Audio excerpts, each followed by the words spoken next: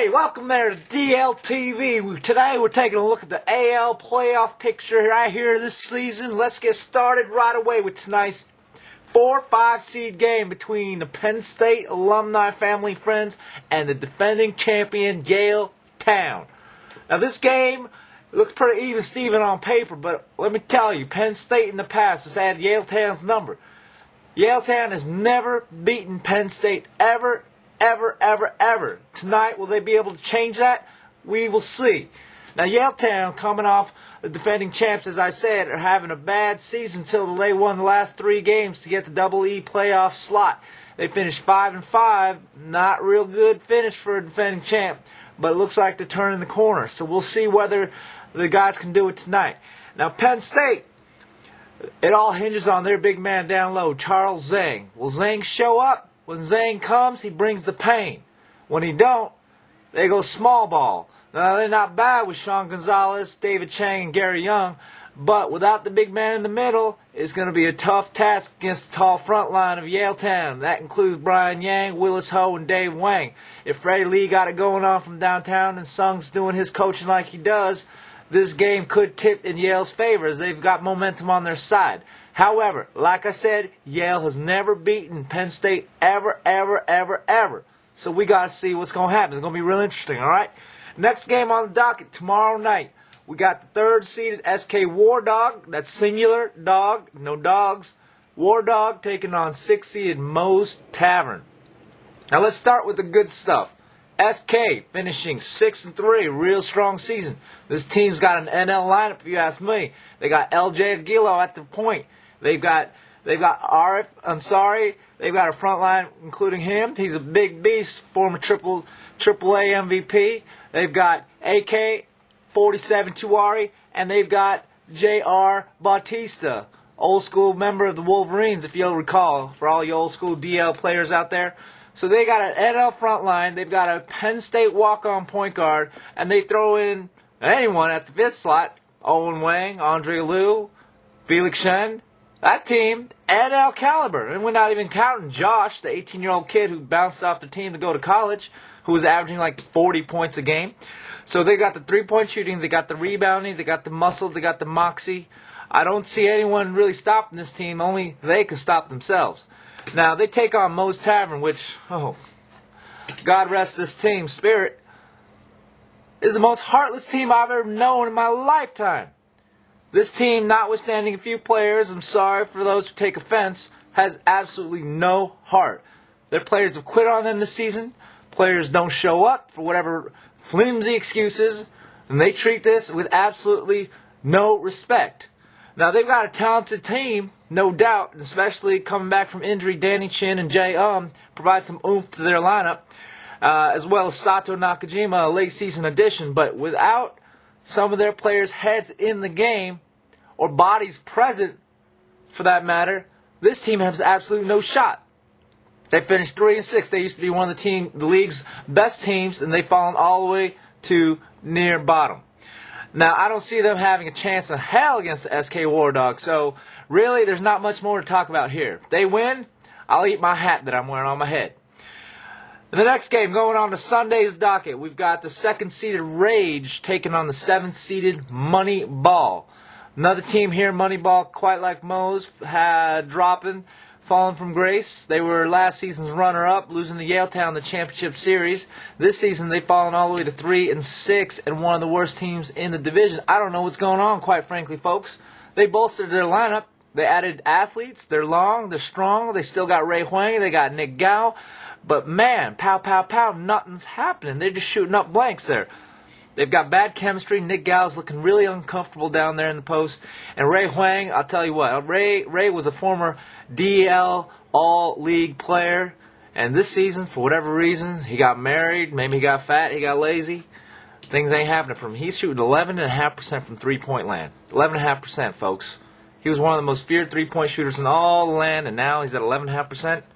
Tell you what, that tells you everything you need to know. But they still got Vic Lin, they got Jeremy Tan, and the team is capable. They are capable of making a run. I'm not counting them out. They do have heart, unlike Moe's Tavern. They got heart. Let's not forget that. But they're taking on the 2nd seed Rage, who, let me tell you something. Rage Rage finished 6-3, best season ever for them. And they have got, again, another near NL worthy lineup going for them. Their front line of Joe Yen and Sean Baby Yao Zhang, they putting up high digits. They scoring in the upper teens and grabbing 10 rebounds a game. That's 2 double-doubles in the low post for them. Not to mention Yang steps out to the three-point land sometimes. Jerry Liu, nice little swing man going for them. That lefty jump shot and drive for him is real effective. So with the three of them scoring over double digits, I think they're going to be awfully tough to contain for Moneyball. The X factor for Rage and how far they go in the playoffs, however, really rests on their point guard's shoulders. Ace. He's the ace. Ace Watana. He has been missing in action. He's only showed up for 3 games this season for the Rage, so I don't know what his deal is. But if he shows up, this team is a potential championship caliber squad. Right now, as it stands, without him in the lineup, they can go far. I see them going far, but with Ace in there, they're going to go all the way. You mark that. If that don't happen, they'll go all the way to the championship. Let me retract my statement. They may not win, but they will get all the way to the final game if Ace shows up. If they don't, I'll eat this hat on my head. Okay, and moving on. We finally got the number 1 seeded Hype Beasts taking on Ace seed Matrix, who beat the Roswell Rayguns in the play-in game last week. Let's start with the number 1 team, the Hype Beasts. Can anyone take on the Hype Beasts? Hype Beasts finished 9-0, finishing yet another undefeated season, coming off one last season when they won the AAA crown.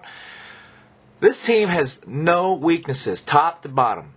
I'm talking 1 through 9. They've got players who can make plays. You substitute anyone in, they don't drop a beat. None of their players averaged over double figures this season. They had 6 players. 6 players. Was it? Yeah, 6 players that average over 6 points or more in the game for the season. Ian Yu led with just sub 10-point season, but he's capable of going on for 20 and giving as is any of their other players. But what they do is they play an unselfish brand of ball. They pass the ball around. They play great team defense. They put on this full court press. Most teams can't get it past half court with them doing that. They've got deep shooters, Virgilio Borbo.